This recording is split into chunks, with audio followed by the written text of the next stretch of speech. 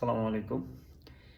Iran Israel যুদ্ধের একটা funny জিনিস আপনাদের সাথে শেয়ার করার জন্য এই ভিডিওটা করা।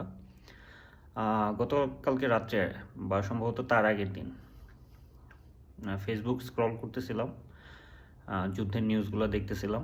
তো এর মধ্যে আহ, ইসরায়েলের মিনিস্ট্রি অফ ফরেন অ্যাফেয়ার্সের একটা পোস্ট সামনে আসলো। তো এখানেই ফানি জিনিসটা, আমি পোস্টের স্ক্রিনশটটা শেয়ার করবো ভিডিওতে। তো পোস্টের অর্থটা মোটামুটি ছিল এরকম যে ইসরায়েল বলতেছে আর কি যে ইরানের মোল্লা রিজিম এই পবিত্র রমজান মাসে জেরুজালেমের মতো একটা পবিত্র জায়গায় এইভাবে আমাদের উপর বম্বিং করতেছে। তো কত খারাপ কাজ করতেছে। তো এটা দেখার পরে আমি জাস্ট লাইক সিরিয়াসলি, মানে আমার মনে হয় এই পোস্টটা দেখার পর শয়তানও কোনায় মুখ লুকিয়ে হাসতেছিল আর কি।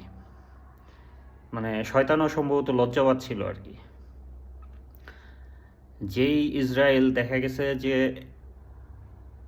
মানে প্রত্যেকটা দিন মুসলিমদের রক্ত দিয়ে হোলি না খেলে যাদের দিনই মানে কাটে না, যাদের হাতে মানে এই রমজানে তো ইরানের উপর হামলা করতেছে।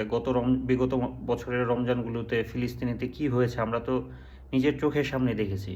তো আজকে ইরান পাল্টা কিছু আক্রমণ করতেছে, তো এটা এরা নিতে পারতেছে না।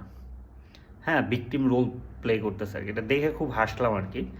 আর একটা জিনিসই মনে হইলো যে মানে একটা প্যাটার্ন আমি খেয়াল করলাম যে দুনিয়ার যত মানে 2 নাম্বার এবং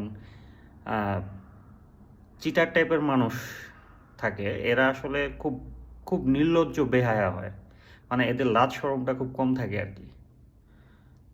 সো এই জিনিসটা আর কি শেয়ার করার জন্য ভিডিওটা করা। Thank you.